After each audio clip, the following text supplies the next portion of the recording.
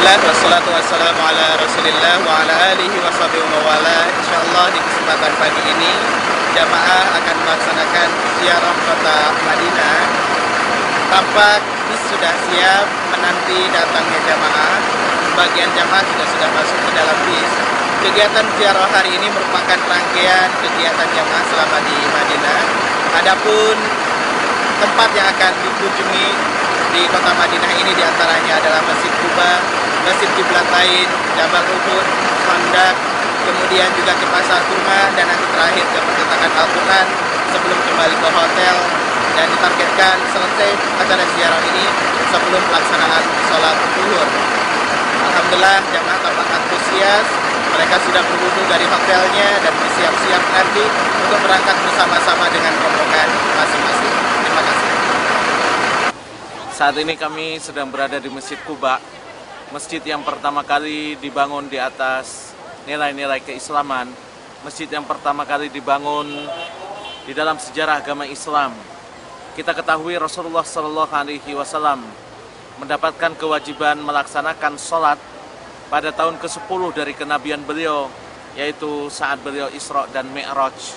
Disitulah Rasulullah mendapatkan perintah sholat dari Allah Subhanahu wa Ta'ala.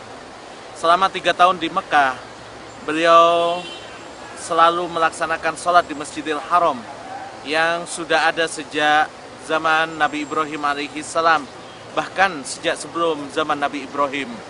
Selama 3 tahun di Mekah, beliau tidak pernah membangun masjid. Lalu setelah hijrah ke kota Madinah ini, yang pertama kali beliau lakukan adalah membangun masjid yang kita kenal sekarang dengan Masjid Quba. Masjid yang sudah dinyatakan di dalam Al-Quran, la masjidun ussisa ala taqwa min awwali yaumin ahaqqu an taquma fi. Sesungguhnya masjid yang dibangun di atas nilai ketakwaan sejak hari pertama dibangunnya, maka engkau lebih berhak untuk berdiri dan melaksanakan sholat di dalamnya. Masjid Quba adalah masjid yang memiliki banyak fadilah dan keutamaan. Di antaranya sabda Rasulullah SAW, man kharaja min baitihi mutatahhira, barang siapa yang keluar dari rumahnya dalam keadaan suci, berwudu, kemudian datang ke Masjid Quba ini melaksanakan sholat 2 rakaat, ka'ajri umratin tammatin tammah, maka dia seperti melaksanakan umroh yang sempurna dan sempurna. Di dalam hadis Aisyah radhiyallahu anha dijelaskan bahwasanya Rasulullah SAW selalu datang ke Masjid Quba ini kulla sabtin, pada setiap Sabtu. Setiap Sabtu di dalam bahasa Arab, Sabtu itu punya 2 makna. Bisa bermakna pekan, artinya Rasulullah selalu datang ke Masjid Quba setiap pekan tanpa menentukan harinya. Makna yang kedua, kulla sabtin, adalah setiap hari Sabtu. Artinya Rasulullah SAW selalu mendatangi Masjid Quba ini pada setiap hari Sabtu. Keutamaan yang sangat luar biasa, sampai-sampai Rasulullah SAW selalu mendatangi Masjid Quba ini untuk sholat di dalamnya. Kita dapatkan juga sejarah yang sangat panjang.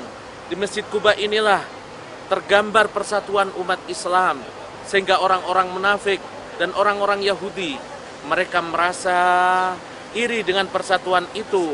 Mereka ingin memecah belah persatuan umat Islam yang tergambar dari kekuatan mereka dalam melaksanakan sholat berjamaah.